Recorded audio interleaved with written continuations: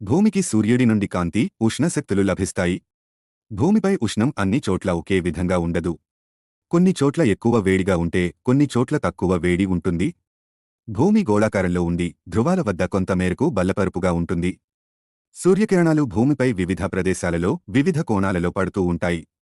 భూమధ్య రేఖపై సూర్యకిరణాలు నిలువుగా పడితే, దానికి ఉత్తర దక్షిణ దిశల్లో భూమధ్య రేఖ వద్ద వేడి ఎక్కువగా ఉంటుంది. భూమధ్య రేఖ నుంచి ధృవాల వైపు వెళ్లే కొద్దీ వేడి తక్కువగా ఉంటుంది. ఈ విషయం సరిగ్గా అర్థం కావడానికి చిన్న ప్రయోగం చేయవచ్చు.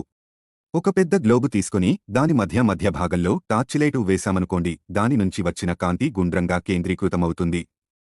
అదే టార్చిని కొద్దిగా వంచి గ్లోబుపై వేశామనుకోండి, అది పల్చగా ఎక్కువ భాగం విస్తరిస్తుంది.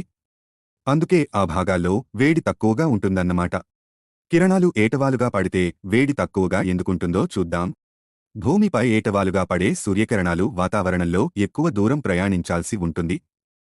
వాతావరణంలోని గాలి, దుమ్ము కణాలు, నీటి ఆవిరి తదితర పదార్థాలు కిరణాలలోని అధిక భాగం వేడిని గ్రహించడం జరుగుతుంది. అందువల్ల ఆ సూర్యకిరణాలు ఆయా ప్రాంతాల్లో ఎక్కువ వేడిని కలిగించవు. అదే భూమధ్య రేఖ ప్రాంతాల్లో సూర్యకిరణాలు నిట్టనిలువుగా పడతాయి కాబట్టి వాతావరణంలో తక్కువ దూరం ప్రయాణిస్తాయి. అందువల్ల అవి కోల్పోయే ఉష్ణం కూడా తక్కువగా ఉంటుంది. అందుకనే ఆ సూర్యకిరణాలు భూమధ్య రేఖ ప్రాంతాల్లో ఎక్కువ వేడిని కలిగించగలుగుతాయి. కేవలం సూర్యకిరణాలే కాకుండా ఆయా ప్రాంతాల్లో నీటి విస్తరణ, సముద్రమట్టం నుంచి ఆ ప్రదేశం ఎంత ఎత్తులో ఉంది, సముద్ర తీరానికే ఎంత దూరంలో ఉందనే అంశాలపైన కూడా ఆయా ప్రాంతాల్లో ఉష్ణోగ్రత ఆధారపడి ఉంటుంది.